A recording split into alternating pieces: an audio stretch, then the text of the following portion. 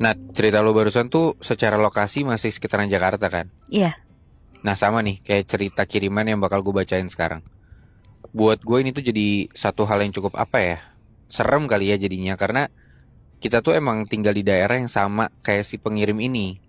Tapi kita tuh malah nggak tahu kalau tempat-tempat ini tuh ada. Tempat-tempat yang mungkin emang nggak seharusnya terjamah oleh manusia gitu. Tapi sebelum itu gue bacain dulu salam dari si pengirim cerita ini ya. Oke. Halo Muibi, Nat, kenalin gua Agoy. Sebenarnya cerita ini tuh udah lama pengen gua kirim dan ceritain, tapi ya selalu gua tahan aja karena gue sendiri pun belum bisa benar-benar percaya sama kejadian ini. Tapi karena sampai sekarang salah satu teman gua sebut aja Daniel, itu keberadaannya masih belum ditemuin, makanya gua rasa ini waktunya buat gue cerita sekaligus bagi pengalaman gua. Gitu, Nat, Moy. Oke. Ini gue ceritain ya. Oke. Ini kejadiannya di awal tahun 2024 lalu. Di sini ada Agoy, si pengirim cerita. Terus ada ketiga orang temen tongkrongannya si Agoy ini. Namanya Daniel, Galih, sama Rico. Hampir berapa hari sekali mereka tuh selalu ketemu. Rutinitasnya ya kalau nggak nongkrong, mabar, ya keliling aja malam-malam naik motor gitu buat nyari tempat aneh dan angker. Apalagi ya mereka ini pada dasarnya emang cukup nggak percaya sama hal-hal mistis. Iseng aja sebenarnya. Terus ada satu malam, pas mereka lagi nongkrong gitu di salah satu warung kopi di pinggiran Jakarta Timur, mereka nyoba cari-cari tempat tujuan eksplorasi berikutnya lah di situ. Terus tiba-tiba ada seorang supir truk tua gitu, join obrolan sambil bilang, nih mumpung lagi di daerah sini, kalau kalian emang mau nyari yang serem beneran, coba lewatin aja. Tikungan Kalimalang Lama. Di sana jalur lamanya tuh katanya suka muncul sendiri kalau tengah malam. Dan kalau kalian emang beruntung, kalian bisa ketemu langsung sama tuan rumahnya, katanya gitu. Agoy sama teman-teman ini ngira ya itu bercandaan aja. Tapi pas si supir truk ini nunjuk lokasinya dan coba dicek di Google Maps, beneran gak ada, Nat, Moy. Lupa banget nama jalanannya apa, tapi orang-orang sekitar situ pokoknya punya sebutan nama jalannya tuh intinya katanya ini tuh jalur bekas makam lama yang katanya udah ditutup pas ada pemindahan kuburan warga sekitar secara serentak.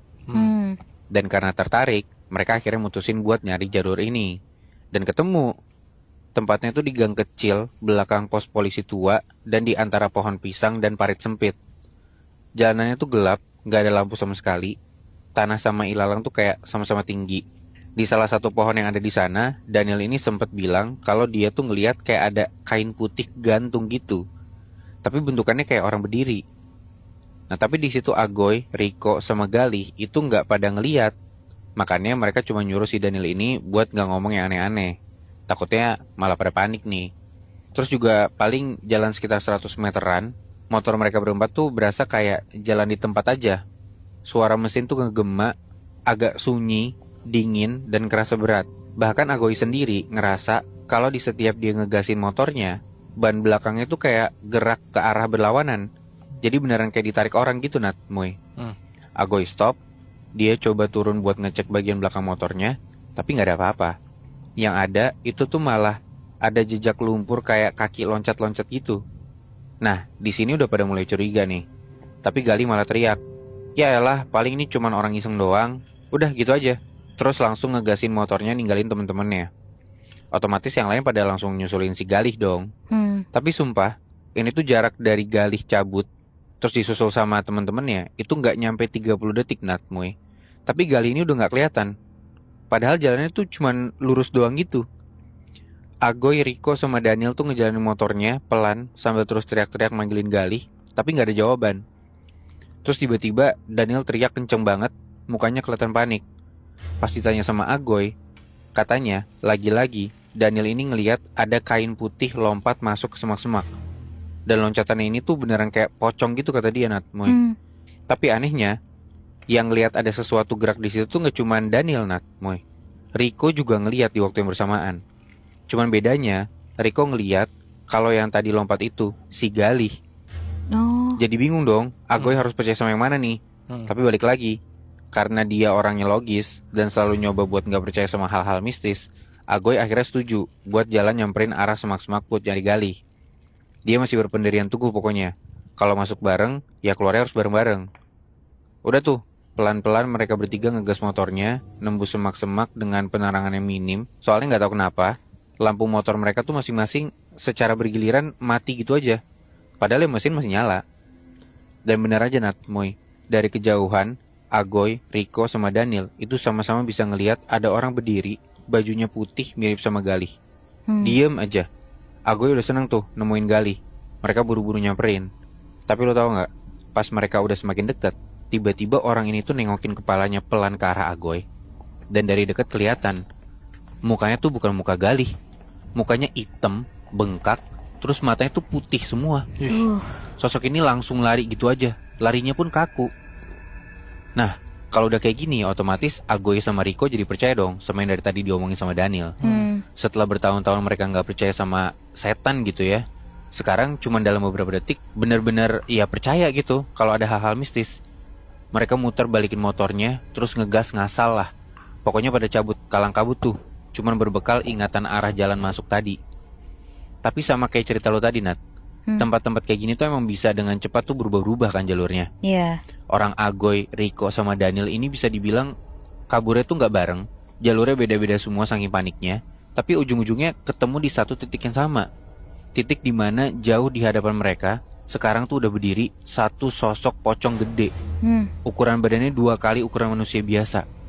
Matanya merah, mukanya gosong, dan tangannya tuh robek keluar dari kain kafan. Makin lama posisi pocong ini tuh makin maju, lompat pelan-pelan ke arah mereka. Tapi jangkauan lompatannya tuh beneran sejauh itu Nat, Moy.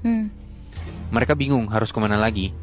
Tapi pas tiba-tiba dengar ada suara teriakan Galih minta tolong dari balik semak-semak, mereka langsung refleks ngebawa motornya ke arah itu. Tapi ya pokoknya sembari mereka jalan ke arah suara Galih, di sepanjang jalan tuh berdiri banyak banget pocong. Setiap Agoy sama teman-temannya lewat, leher mereka tuh pelan-pelan noleh ngikutin arah perginya Agoy. Pokoknya chaos malam itu. Jalanannya tuh beneran jadi nggak rata gitu, beneran kayak lahan kuburan, licin, banyak lumpur. Bahkan sesekali Agoy, Rico, sama Daniel ini sampai jatuh terpelosok gitu ke semak-semak, terus kepisah lagi. Intinya meskipun masih ada suaranya, tapi sosok Galih itu tuh tetap nggak bisa ditemuin. Agoy di situ cuma bisa nyelamatin Rico yang kebetulan kelihatan jatuh, terus diajak cabut sama Agoy. Dan akhirnya Agoy sama Rico bisa keluar juga setelah beberapa saat muter-muterin tempat tadi. Mereka keluar lewat celah kebun terbuka, jalur bekas traktoran. Dan gak lama dari situ, beberapa warga sekitar situ tuh kaget nemuin Agoy dengan kondisi yang berantakan. Bajunya tuh udah full lumpur, terus ada beberapa luka lecet gara-gara jatuh di badannya Agoy sama Rico. Tanpa pikir panjang, Agoy sama Rico ini langsung dibawa ke rumah sakit terdekat buat dapat penanganan. Malam itu juga entah dari mana, tapi Galih juga ikut ditemuin warga. Katanya Galih ini ditemuin lagi duduk sendirian di pinggir jalan besar. Bajunya paling bersih, tapi matanya kosong. Dan dia tuh kayak kehilangan kemampuan buat mikir, ngerespon, bahkan ngomong. Bener-bener kayak orang linglung gitu. Tapi ya sedihnya, sampai pagi Daniel tuh gak ditemuin Nat, Moy. Dan karena itu juga, beberapa hari setelah kejadian, si Agoy sama Rico ini nekat buat balik ke lokasi semula. Tapi siang-siang ditemenin sama 2 warga sekitar yang ikut penasaran. Tapi gang kecil tempat mereka masuk malam itu udah bener-bener berubah total. Ketutupan sama semak-semak liar dan longsoran tanah gitu. Gak ada bekas jalanan, bahkan bisa dibilang kayak gak pernah ada jalur di situ. Orang tua Galih ini sempat manggil orang pintar dari Babelan yang dikenal bisa netralisir bekas jejak gaib lah. Siapa tahu Galih bisa sembuh dan Daniel bisa ketemu gitu kan. Dengan bawa 1 keranjang daun kelor, tanah dari pekarangan rumah, kembang 7 rupa, sama 2 potong baju Galih yang terakhir dipakai, proses itu langsung dilakuin, persis di simpang 3 deket tikungan Kalimalang. Daun kelor dibakar, barengan sama kembang 7 rupa, baju Galih dikubur di bawah pohon pisang di sana. Tapi sampai sekarang masih sama kondisinya Nat, Moy. Galih belum mau ngomong dan Daniel belum ketemu juga, gak tahu keberadaannya di mana. Satu-satunya kalimat terakhir yang diucapin sama Galih itu persis pas tiba-tiba dia ditemuin orang tuanya kebangun di jam 3 dini hari. Galih kebangun dan mendadak teriak histeris. Mukanya pucat, tangannya nunjuk ke arah jendela, ke arah pohon di luar rumahnya, dan pelan-pelan dia ngomong lirih gitu. Daniel tadi berdiri di bawah pohon, tapi mukanya ditutup kain kafan. Hah? Wow. Dan sampai detik ini pun berarti dia nggak balik lagi kayak dia yang normal lagi dong. Iya kali ya, dari yang gue dapet sih ceritanya kayak gitu. Anjir, Nah itu kasihan tuh banget. karena dia kan pertama mancing sih, emang mereka kan segeng pengen nyari tempat-tempat angker kan. Iya, Iya dan sih. iseng gitu nyarinya. Iya, sekalinya dapat dan beran angker, ya ginilah akibatnya.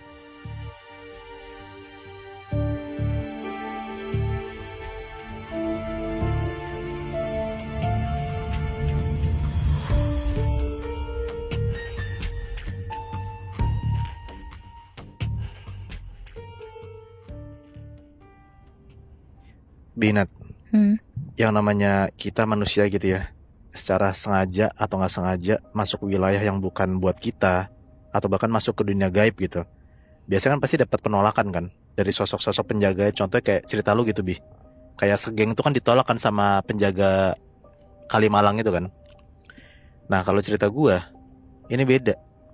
Si sosok yang ngejaga tempat ini malah kayak ngebuka, jadi kayak menyambut tamu-tamunya gitu, padahal tamunya tuh manusia. Hmm. Hmm, Jadi rasanya kayak orang-orang ini beneran bertamu ke rumah orang, padahal ya rumah hantu gitu. Yang ngalamin ini sebut aja namanya Hana, dan teman kantornya namanya Andi. Intinya Hana sama Andi ini kerja di kantor yang sama, dan kebetulan juga mereka ini dalam satu tim yang sama-sama surveyor gitu, buat kebutuhan proyek pemetaan wilayah baru. Salah satu tugas mereka itu survei-survei properti. Nah, ada satu hari Hana sama Andi ini dapat tugas dari atasannya buat ngecek satu rumah tua gitu, Bi. Nah, daerahnya itu di sekitar Waduk Sawangan. Tapi nggak ada alamat yang jelas dari si properti ini, pokoknya di daerah Waduk Sawangan aja. Hana pokoknya cuma dikasih titik koordinat yang aneh, titik merah, tanpa nama jalan, cuman ada sebutannya kayak calon lokasi pengembang, dah gitu doang tulisannya. Hmm. Dan karena di hari-hari itu kerjaan emang lagi padat-padatnya, terus deadline-nya juga makin mepet, jadi Hana sama Andi ini sepakat buat nyamperin tempat itu setelah pulang kerja, which is abis maghrib tuh. Mereka naik transportasi umum, terus lanjut jalan kaki ke tempat ini, ke titik ini. Mereka beneran cuman kayak ngikutin titik koordinat itu aja, soalnya katanya tuh sepanjang jalan, makin lama makin deket ke alamat yang dituju itu, beneran kayak nggak kelihatan warga sama sekali, Bihnat. Kosong aja gitu. Untungnya nggak usah lama-lama lagi si Hana sama Andi ini akhirnya nemulah properti yang dituju. Di sana cuman ada satu halaman kecil. Halaman ini beneran kayak nggak kelihatan berdebu gitu, kayak beneran masih kayak terawat gitulah kelihatannya.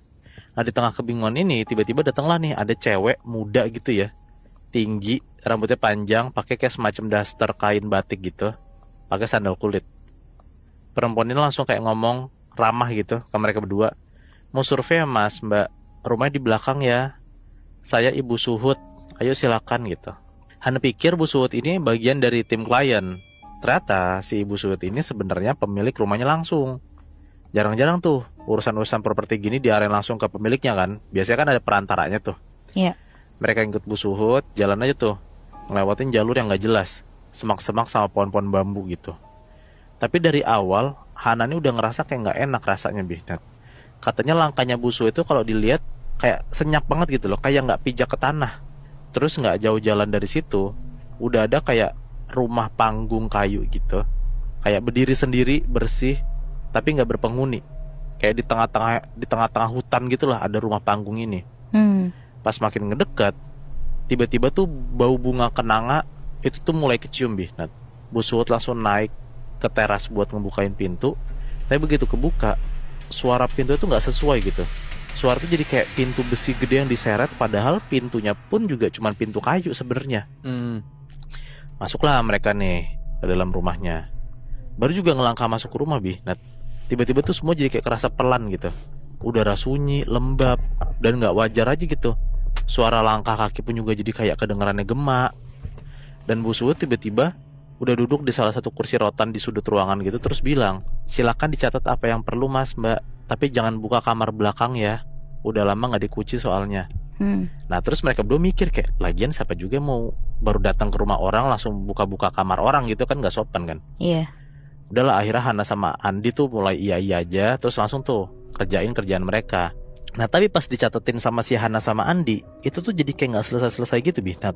Dan denah rumah itu seolah-olah kayak berubah-berubah gitu. Misalnya tadi kayak di belakang ada pintu, sekarang dia di belakang berubah jadi kayak lorong, kayak keputar-putar gitu loh. Nah Hana sama Andi tuh mulai panik.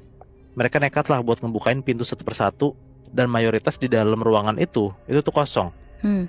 Tapi hampir selalu ada bekas darah yang belum kering gitu di setiap ruangannya. Hana buru-buru balik ke ruang depan, tapi Bu Suud ini juga udah gak ada. Yang ada malah suara berisik kayak benda-benda diseret gitu.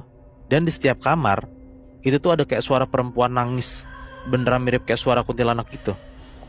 Pas diikutin sama Andi sama Hana nih suaranya, sumber suara itu tuh dari salah satu kamar yang belum dibuka sama Hana sama Andi, yaitu kamar belakang. Kamar yang katanya Bu Suud tadi gak boleh dibuka. Nah Hana sama Andi tuh detik itu juga udah berdiri persis di depan pintu kamar ini. Sampai tiba-tiba dari arah lantai bawah pintunya itu keluar kayak ada rambut panjang banget Bi. Nah, makin gak berani tuh mereka buat buka pintunya. Di sini Andi cuman berani kayak ngintip dari lubang kunci buat nyari tahu tuh di dalamnya ada apa. Dan pas dilihat Bi, nah ternyata ada mata kecil gitu ngintip dari dalam keluar ke arah Andi gitu. Terus matanya kayak muter kanan kiri gitu. Bersamaan sama itu juga tiba-tiba lampunya tuh dari yang terang, dari yang kayak lampu rumah biasa gitu, tiba-tiba mati. Tiba-tiba langsung gelap gulita tuh rumah itu. Sambil terus pegangan tangan, Andi sama Hana lari tuh buat nyari pintu keluar. Tapi lorong-lorong ruangan itu beneran jadi kayak gak berujung Bi. Nah, beneran jadi kayak manjang aja. Beberapa perabotan pun juga jadi kayak sering ketabrak sama mereka karena saking gelapnya itu ruangan. Cermin-cermin di sepanjang tembok pun juga pada mulai gerak gak beraturan. Dan dari situ Hana sadar kalau mereka itu semacam kayak lagi diikutin karena di setiap cermin-cermin itu kelihatan kayak ada bayangan Bi. Nat. Ada bayangan kuntilanak berambut panjang dan muka itu persis banget kayak Bu Suud, tapi ekspresinya tuh berubah-berubah. Bahkan di cermin terakhir yang dilewatin sama mereka ini, muka Bu Suud tuh jadi kayak muka nangis darah gitu dan sedih banget lah. Bukannya sampai ke ruangan depan atau pintu keluar rumah, Hana sama Andi tuh malah jadi kayak nyasar ke dapur bagian belakang rumah. Padahal dari tadi mereka tuh lari ngarah ke depan tuh, ke arah keluar pintu rumah gitu. Dan persis di salah satu sudut dapur, posisinya tuh udah hampir nyentuh langit-langit ruangan. Sosok kuntilanak rambut panjang ini tuh tiba-tiba melayang tinggi, ngebelakangin Hana sama Andi. Sosok ini tuh cuma ngomong dengan suara kayak nggak jelas gitu, kayak campur-campur suara Bu Suud sama suara kuntilanak itu bilang kayak gini. Saya baru tinggal sebentar di sini kok, kalian udah mau pergi aja? Nggak sopan tahu. Wah denger kayak gitu, Hana sama Andi takut lah, dia teriak-teriakan di situ tuh, jadi kayak makin pengen tahu gitu loh, mana pintu keluarnya sih gitu. Sembari mereka ketakutan, mereka denger si kuntilanak ini ketawa cekikan tuh kayak ngenyek mereka gitulah. Terus dengan cepatnya kuntilanak ini tuh gerak ke atas, ke arah langit-langit, bukannya kayak tembus terus hilang gitu ya Bi. Nah, kuntilanak ini tuh ternyata cuma kayak ngerubah posisinya jadi kayak ngerangkak di plafon dengan posisi kebalik. Sendi tangannya pun juga kayak kebalik gitu, gerakannya patah-patah, ngerangkak cepet banget sampai persis di sampingnya Hana sama Andi. Terus detik itu juga si kuntilanak itu tuh teriak di kuping mereka, gitu. Nah pas lagi teriak, langsung tuh seketika lampu ruangan langsung nyala semua tuh. Pas lampu itu nyala, ruangan itu tuh kayak kembali semula gitu Bi. Nah, dan gilanya tiba-tiba udah ada Bu Suud muncul lagi, kali ini di dapur dan gak kayak kejadian apa-apa. Bu Suud tuh cuma kayak duduk sambil minum teh. Dia senyum sopan gitu ke arah mereka berdua sambil ngomong kayak gini. Kalau Mas Mbak mau pulang ya gak apa-apa, tapi tolong jangan ceritakan tentang saya. Nah Hana sama Andi tuh saling kayak pandang, gak bisa ngomong apa-apa. Mereka langsung buru-buru pergi, mumpung kayak jalanan udah kelihatan kan udah terang nih rumahnya nih. Tapi pas baru buka pintu rumah itu, udara tuh udah jadi kayak udara pagi. Padahal mereka tuh datang tuh abis maghrib kan Bi. Nah yang gue bilang tuh mereka kan datang waktu pas pulang kantor kan. Pas mereka keluar pintunya dan mereka ngelihat jam, ternyata mereka tuh lihat udah jam 5.45 pagi. Jadi selama ini 12 jam mereka kejebak di rumah itu. Pokoknya di pagi yang sama, karena masih trauma ya, Hana sama Andi ini masih barengan. Mereka mutusin buat langsung ke kantor aja buat laporan ke atasannya. Dan tau gak Bi, Nat, pas mereka lapor, atasannya cuma bilang kayak gini. Loh kita gak pernah tuh kirim siapapun buat survei ke titik koordinat itu dekat Waduk Sawangan kan? Lokasi itu kan udah dicoret lama karena emang sempat ada kasus. Coba deh cek chat saya gitu. Hana sama Andi pucat di situ. Pas Hana cek history chat mereka, dia tuh ngeliat kayak titik koordinasi yang dikirim ke Hana itu bukan lokasi yang disamperin kemarin Bi. Nat. Loh. Titiknya tuh kayak jelas ada alamatnya dan di tengah pemukiman warga. Jadi kayak Hana tuh sadar ternyata tuh dia sama si Andi tuh kayak disasarin gitu dengan sengaja. Anjir. Sampai sekarang Hana sama Andi tuh udah gak pernah lagi bahas kejadian ini. Tapi hal yang paling nyeremin tuh satu. Hana tuh sesekali masih mimpi kebangun di rumah tua itu. Di sana dia bener-bener kayak dijamu sama si tuan rumahnya si Bu Suud itu. yang selalu ngingetin Hana buat balik lagi. Dan di akhir mimpinya, ini jadi kayak selalu ditutup sama teriakan ketawa kuntilanak yang saking nyaringnya tuh otomatis bikin Hana tuh selalu bangun dari tidurnya.